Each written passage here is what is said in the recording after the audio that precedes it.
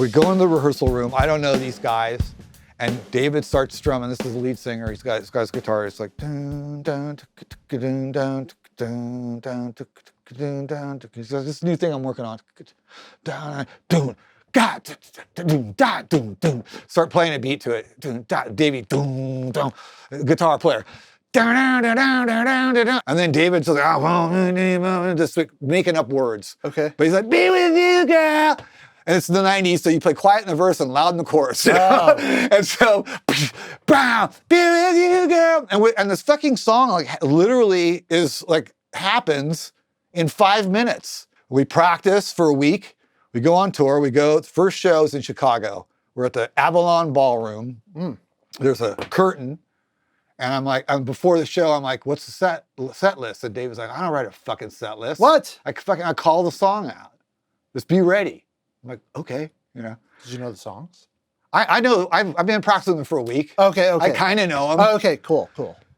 And so I'm just standing, I'm sitting on my drums. I'm like, you know, I'm so like on edge. I barely know this band, you know, I'm really young, you know. Yeah. And he turns around, he goes, the curtain's just coming. They go, cracker, the curtain's just coming. He turns around and goes, play the new one, you know? And I just click, click, click. Bah, damn it. So we play this song, you know, that we just kind of made up not long ago, and the whole place is doing this. Everyone is, you can tell that song has got it.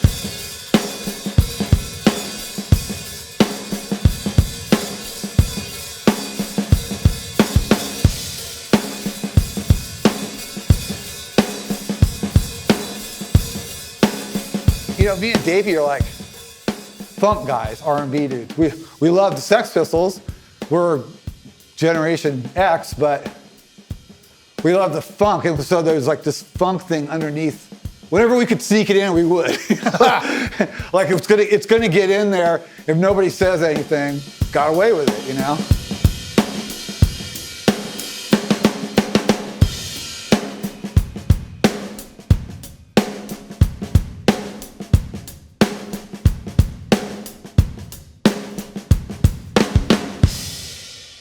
Don Smith brings me this like fucking Rogers snare drum, and I'm already like, so I'll do anything this guy says, because I'm kind of like love this guy, you know, this producer. Like, play this thing, you know, so I tune it up. It's not my normal thing, but but my very second drum set I bought was a Rogers kit, but I never had a Powertone. Huh. I'm like, damn. And it has a brighter, higher pitched thing. I'm not really used to it, you know? And I'm like, It's almost like it's like thin and papery in a way. Yeah, and it still kind of has that. But I have since used that thing. It's got that like Commodore's thing where they have the snare really high and really tight and dry, and it's and it really makes that, man. And so that snare drum, that Powertone, that making of that record was amazing, because we did it in this soundstage in this weird place, Did you out use in the that desert. Drum throughout the whole record? I used it on a lot of the record. A lot of the record? A lot of it, yeah. So you remember kind of changing I would like, pitch? it would be like, often it'd be how much tape or how much tape not. Oh, wow. Like, is it totally ringing? But we were kind of into that like high-pitched thing. We were like, that's up. Let's do that, you know? Like Don was digging that, you know? I had been into this sort of really fat thing. I'd been playing an 8-inch drum or 6.5-inch, you know? And it was cool to like do something different. I was like, you know, we played doom, da, doom, doom, da. And it was just, I don't know, it just sat in a certain spot in the mix. I was like, oh, it's kind of a new thing for me. And I kind of like this, you know? And he was really happy, you know? That guy was amazing, man. All right, 90s bell brass. Yeah, 90s 6.5-inch brass snare. Kind of like their Black Beauty, I guess. I bought it not expecting to, you know, meet a friend that I would keep forever. That's amazing.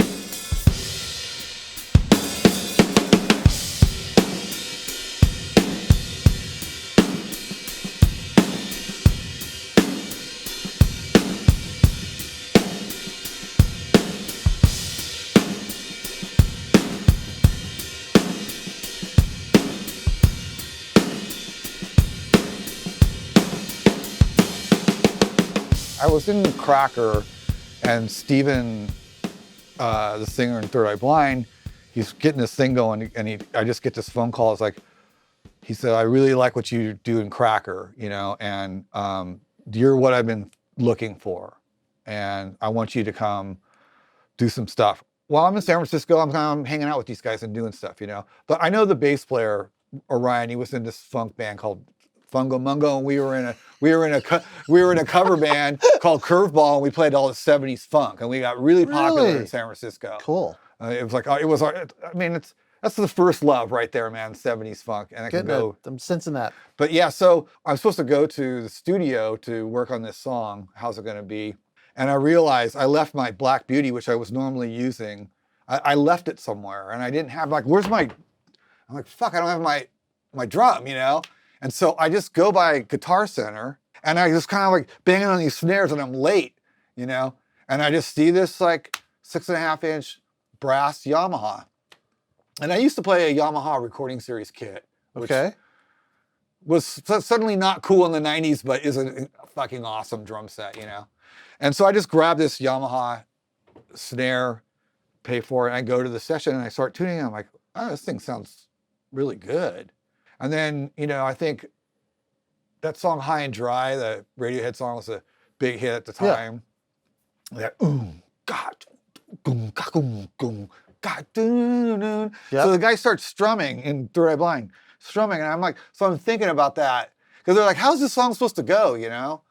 You know, when you're in the studio and everyone's like trying to come up with a groove, like the feel, and so I immediately, it's like, well, I think to myself, I think I'll rip off High and Dry. and so I'm like, boom, God, boom, boom, boom. And then the guy in the control room calls me out on it. He's like, a little bit too high and dry. I'm like, okay. Oh, really? Oh, so he caught on. Okay. But it got me in that zone of that boom, bop, boom, da.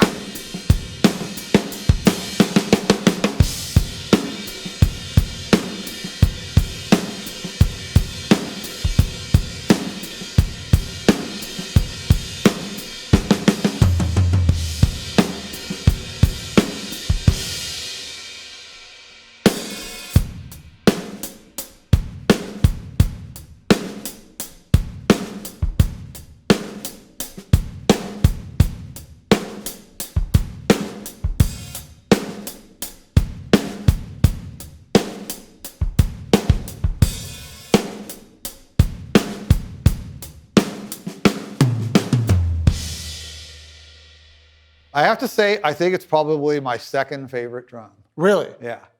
Black Beauty first? Or third. Black Beauty is the first. That's 70s, the 6.5. I've got this Rogers Dynasonic belt, chrome over brass, that is just so awesome, man. Wow. That thing is just sick. And then the Powertone, man, here I'm just being an idiot. I've got like 10 drums that I just totally love, you know? It'd be like, you know, what are you going to say without like... All right, dude, so Desert Island drum. Like the one? Yeah. It's the 70s Black Beauty. Yeah. That's the one. Yeah. Speaking of which, you want to put it up. Black Beauty. Which sounds very flat right now for this song, because that's the If It Makes You Happy song. Which I think he says kind of has like a splat to it. And I'll have like a bunch of drums and I'll go, which one do you like? I won't put this one up first. And so many times people will just say, that's smart. Oh, I like that. So that's smart. Yeah, I'll put up something else, you know, like I'm not going to always put this first, you know, and then it gets chosen a lot.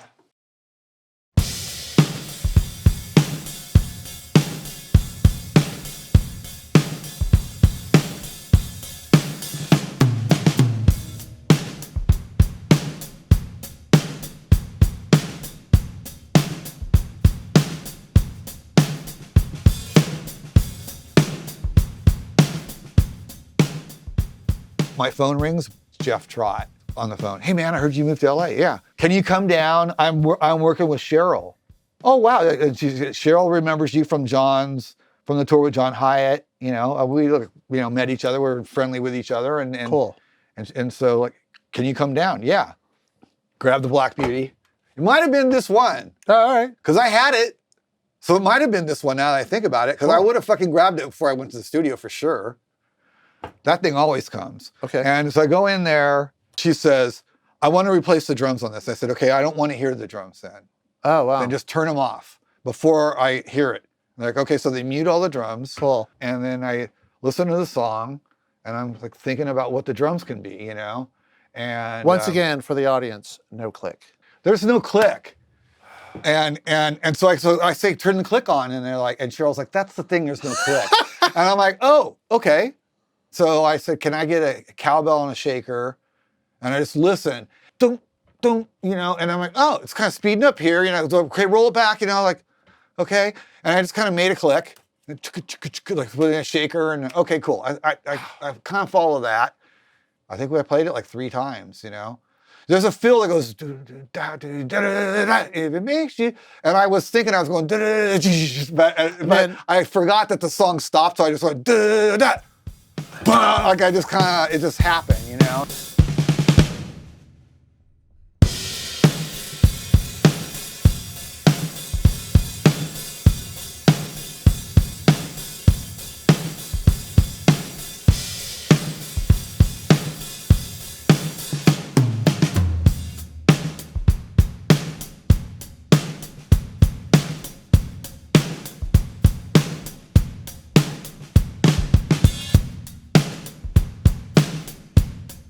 So you called Ross and you picked a kit, but you brought the old battle axe, Yep. Black Beauty. Was there a question of, we want this timbre, or you just threw it up and?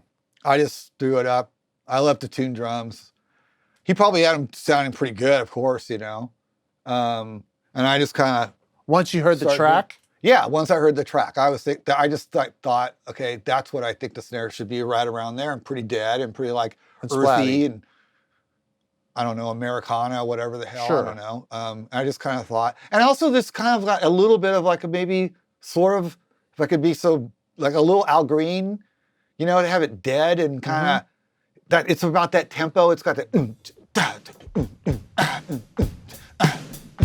I mean, I'm not. Al Jackson Jr. is a god to me, but there's a sort of lesson from him in that song, you know, of like thinking about that.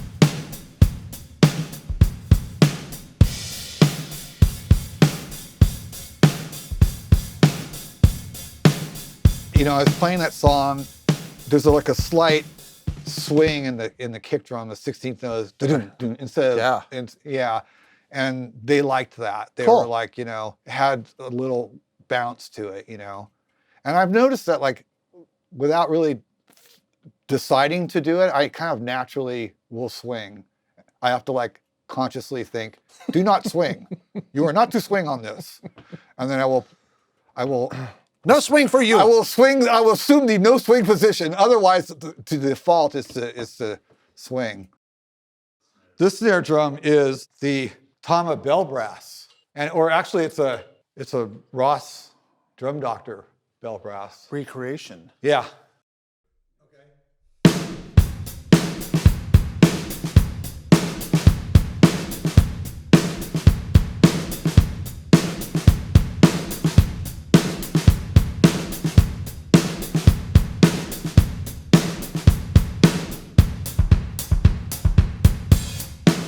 I played on this Third Eye Blind record that Eric produced. Correct. And so he and I kind of got to know each other, Bay Area people. Then later I told Eric, I found this band Death Ray. You have to check these guys out, 2 guys from Cake. And this is like early 90s, and they're doing this like total 80s, like krautrockish? Yeah, kind of krautrock, very krautrock really, you know? And he goes, oh yeah, I do want to do that. So we're making this Death Ray record, and he's got all the drums set up, and he's got me wrapped in a velvet curtain wrapped around me. So it sounds so claustrophobic. And I guess I was playing a bell brass, and we had tape all over it. You just damped it. You just totally dampened it. And all of a sudden the curtain opens up, you know? And you know when you're playing drums and someone startles you, like, ah! And it's the guitar player from Smash Mouth, and he just pops his head in, and he's like, oh, sorry, I thought you were Eric. And I'm like, Eric's in the control room. He's like, oh, yeah, excuse me, sorry. So I'm sitting there behind my drums. It's like 5 minutes, 10 minutes, 15 minutes. I'm just like sitting there, you know? I'm like, fuck. So I just go in the control room. Yeah.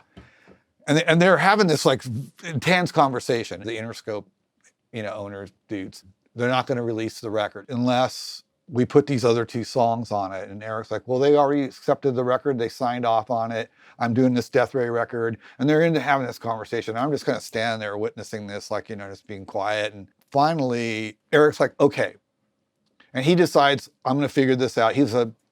Loves to work. And he said, but if I do this, Michael has to play drums because he's here, he's set up. So Greg's like, nice to meet you. And I just go out there. He has one of those little 8-track Roland, digital recorders. Greg pulls it out of his little briefcase as they set it on the console. They plug it all in. That's the demo.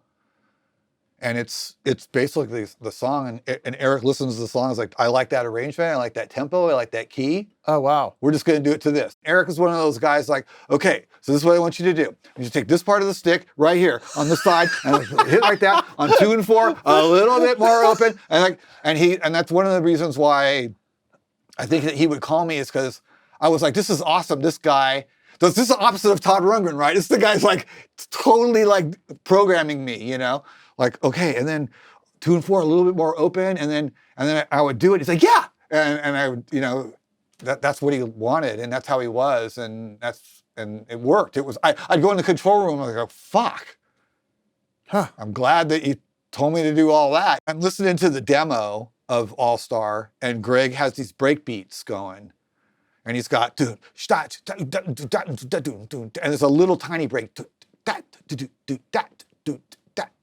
90s, man. Like everyone's, 90s. And so he's got it, all these little beats in there, and it's like, okay, we're gonna put live drums in this song.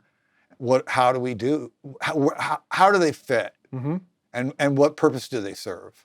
It was a fun and interesting time in the studio for drummers, I think, because we had this stuff, and you have to like figure out how to like land in there, and there was no click. I was just kind of playing to the break. I played it twice, and Eric's like, that's perfect. That's what I want. And Greg's like, whoa. And I'm like, always like, let me do it again.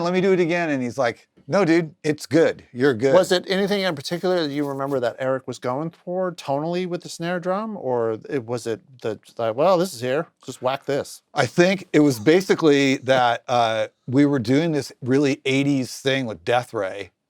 And it was already there. And I just played, and he's like, that sounds right to me. Oh. And you guys know what you want usually. You're listening in here, and you hear it, and he was listening, and he was like, that actually works, Otherwise, you would have spent 10 fucking days, because that's how he is, Sure. And I'm not kidding you, man. A month later, I'm in Seattle, where I was living at the time, and on the radio, I start hearing, somebody wants, I'm like, I think that's that song.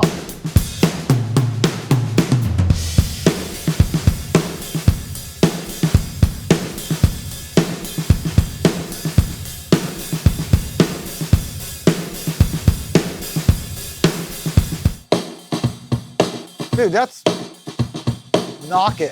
So, hi-hat for a second, right? Right. Okay. So they play from the same spot.